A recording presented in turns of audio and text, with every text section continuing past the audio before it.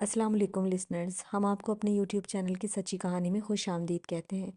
کہانی شروع کرنے سے پہلے اگر آپ ہمارے چینل پر نئے ہیں تو ہمارے چینل کو سبسکرائب کیجیے۔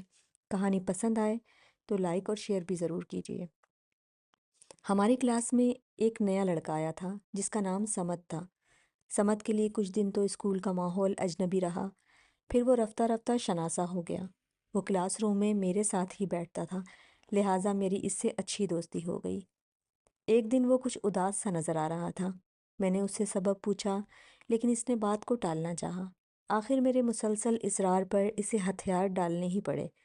پھر جو کہانی اس نے سنائی وہ کچھ یوں تھی۔ میرے ایک بھائی کا نام علی تھا۔ وہ مجھ سے 5 سال بڑے تھے۔ وہ بھی میٹرک کرنے اسی اسکول میں آئے تھے۔ ہمارے گاؤں کو اسکول سے 2 راستے جاتے ہیں۔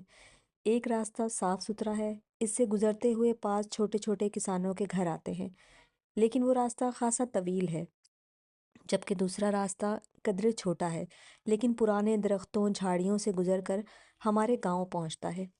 اس راستے سے بہت کم لوگ سفر کرتے ہیں کیونکہ اس کے متعلق بہت سی پراسرار کہانیاں مشہور ہیں۔ علی بھائی اسی راستے سے اسکول آیا جایا کرتے تھے، مگر کبھی بھی ان کو وحشت محسوس نہیں ہوئی تھی۔ امی انہیں سمجھا سمجھا کر تھک چکی تھیں کہ اس راستے سے نہ آیا جایا کرو، مگر علی بھائی ماننے والے نہیں تھے۔ اس راستے کے بارے میں مشہور تھا کہ وہاں جنات کا قبیلہ آباد ہے۔ کبھی کسی شخص کو وہاں ایک دلہن زیورات سے لدی پھدی دکھائی دیتی، کبھی سفید لباس میں ملبوس لوگوں کا ایک قافلہ گزرتا نظر آتا، اور کبھی لوگوں کا مجمع جو ایک سردار کے سامنے بیٹھا دکھائی دیتا۔ اس طرح کی ناقابل یقین کہانیاں لوگ اس راستے کے بارے میں سنایا کرتے تھے۔ علی بھائی ہمیشہ اس شارٹ کٹ راستے کو منتخب کرتے۔ ماں کے علاوہ ابو، میں اور میری چھوٹی بہن ان کو سمجھاتے، مگر ان پر کوئی اثر نہ ہوتا۔ ایک دن علی بھائی آئے تو کچھ گمسم سے تھے۔ انہوں نے کھانا بھی نہیں کھایا۔ ماں کے پوچھنے پر انہوں نے کہا کہ مجھے آج کچھ زیادہ ہی تھکن محسوس ہو رہی ہے، برائے مہربانی مجھے کچھ دیر آرام کرنے دیں۔ جب علی شام کو نیند سے بیدار ہوا تو بخار کی شدت سے جل رہا تھا۔ ماں اس کے لیے زیادہ پریشان تھی کہ ان کو معلوم تھا کہ علی کا گزرنا خوفناک اور پراسرار راستے سے ہوتا ہے۔ علی بھائی اس راستے پہ 1 ہفتے تک بیمار رہے۔ والد صاحب نے انہیں شہر علاج کے لیے بھی لائے اور ماں کے کہنے پر ہی انہیں ایک بڑے بزرگ کے پاس بھی لے کر گئے۔ بزرگ نے ان پر دم کیا اور انہیں مستقل 1 مہینے تک دم کے لیے آنے کو کہا۔ رفتہ رفتہ ان کی حالت بہتر ہوتی چلی گئی اور وہ اسکول جانے کے قابل ہو گئے۔ اسکول جا کے پتہ چلا کہ 2 دن کے بعد سالانہ امتحان تھے اور بھائی کی کچھ تیاری نہیں تھی، لیکن اس بات پر وہ پریشان نہیں تھے۔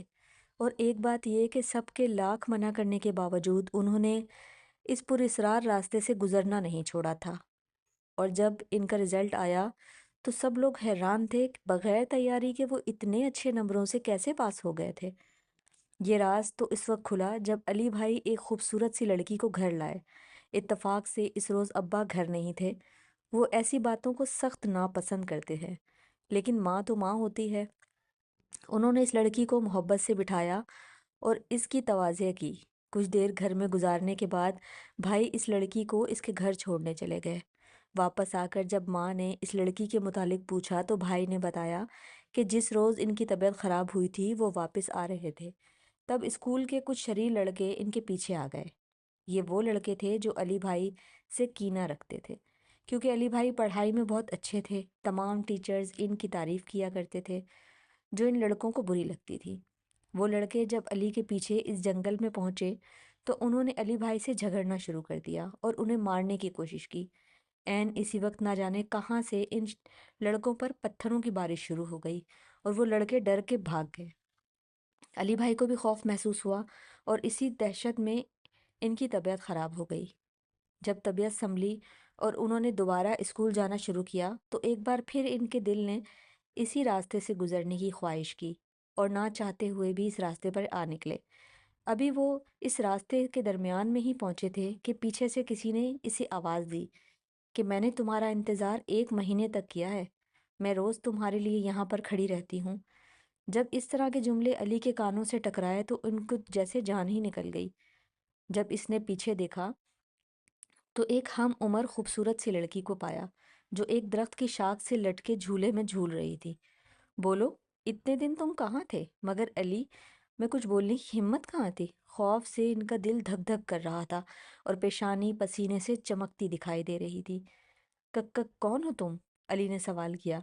डरो नहीं, मैं वही हूँ जिसने तुम्हें इन शरीर लड़कों से बचाया था। मैंने इस वक्त तुम्हें बहुत आवाज़ें दी थी, मगर तुम भी शायद डर के भाग गए थे। मुझे देखो, क्या मैं डरने वाली चीज़ हूँ? तब अली ने थोड़ी हिम्मत करके इसका बगौर जायज़ा लिया।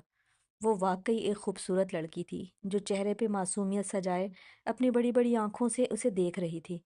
अली का खौफ कुछ कम हुआ तो इसने इससे पूछा, तुम रहती कहाँ हो? क्या इस खौफनाक जंगल में? ये सुनकर वो लड़की बेतहाशा हंसना शुरू हो गई। खौफनाक जंगल? तुमसे किसने ये बात कही? अरे यहाँ मेरा घर है, जहाँ मैं अपने बाबा के साथ रहती हूँ। चलो मैं तुम्हें अपना घर भी दिखाती हूँ। अली के कुछ और बोलने से पहले ही लड़की ने इसका हाथ पकड़ा और 2 कदम ही चले होंगे कि अली को दाएं बाएं मकानात की कतारें नजर आने लगी। इधर उधर लोग भी काम करते नजर आ रहे थे। कुछ लोग घर की तरफ जा रहे थे और कुछ बच्चे भी खेलते नजर आ रहे थे। अली भाई की समझ में नहीं आ रहा था ये कौन सी जगह है। वो रोज यहाँ से गुजरता था, मगर आज तक ये लोग इसे क्यों नजर नहीं आए। आखिर अली ने लरसती आवाज के साथ ये सवाल लड़की से किया, ये कौन लोग हैं? पहले तो ये बस्ती मुझे नजर नहीं आई। लड़की ये बात सुनकर फिर हंसने लगी और कहने लगी, ये लोग जिन्नात हैं और मेरा ताल्लुक भी कौमे जिन्नात से है। तुम मुझे अच्छे लगे हो और मैं चाहती हूँ कि तुम हमेशा मेरे साथ रहो। अली भाई ये बात सुनकर खौफजदा हो गए। लड़की ने इनके चेहरे के तासुरात बदलते देखे तो कहने लगी, तुम डरो नहीं, ये तुम्हें नुकसान नहीं पहुंचाएंगे।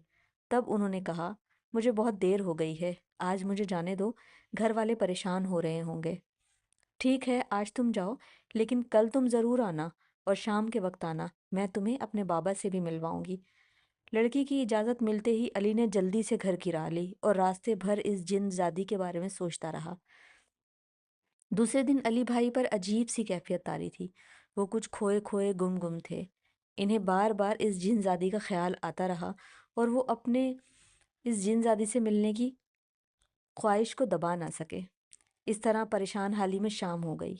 माँ की नज़र से बचकर वो घर से निकले और इस पुरस्रार रास्ते यानी पुरस्रार बस्ती की तरफ चल पड़े। वो वहाँ पहुँचकर इधर उधर देखने लगे। अंधेरा फैल रहा था, लेकिन अब इसे ज़रा खौफ और डर महसूस नहीं हो रहा था।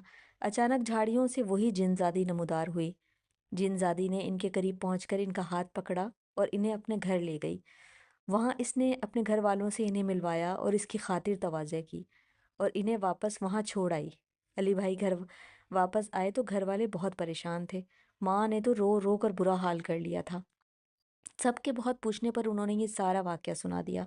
तमाम लोग हक्का बक्का इसकी बात सुनते रहे। माँ तो ये माजरा सुनकर बेहोश हो गई थी। अली भाई ने वालिदैन को कहा कि वो कल शाम वहाँ फिर जाएंगे और जिनजादी को अपने साथ लेकर आएंगे और लोगों से मिलवाएंगे। अम्मा और अब्बा ये सुनकर परेशान थे। आखिर इन्हें गांव के मौलवी साहब का ख्याल आया, जो झाड़ फूंक और जिन उतारने का माहिर समझे जाते थे। उन्होंने इनसे मदद लेने का सोचा और मुतमईन होकर सो गए। अगली सुबह जब वो बेदार हुए तो अली भाई कमरे में नहीं थे। इन्हें हमने बहुत ढूंढा, बहुत तलाश किया, लेकिन इनका कोई सुराग ना मिला। लोग कहते हैं कि इन्हें वही जिन्नात उठा कर ले गए। शायद उन्होंने इनके इरादों को इल्म हो गया था। लोग बताते हैं कि जब कभी वो जंगल से गुजरते हैं तो इन्हें अली भाई नजर आते हैं। जब उन्होंने आवाज़ दी तो वो गायब हो गए। आज भी माँ अली भाई को याद करके रोती हैं, क्योंकि मैं भी इस स्कूल में हूँ जिसमें अली भाई थे। वो रोज़ मुझे ताकीद करके भेजती हैं कि इस रास्ते से ना जाना। मैं रोज़ अपनी माँ को रोता छोड़ कर आता हूँ, लेकिन अफसोस कि मैं इनके लिए कुछ नहीं कर सकता। इस दौरान क्लास में टीचर आ गए और हम पढ़ाई में मशगूल हो गए। मुझे आज भी समझ नहीं आई कि ये सब कहानी मनगढ़ंत थी या वाकई समत के भाई को जिन ले गए थे। आपका क्या ख्याल है इस बारे में?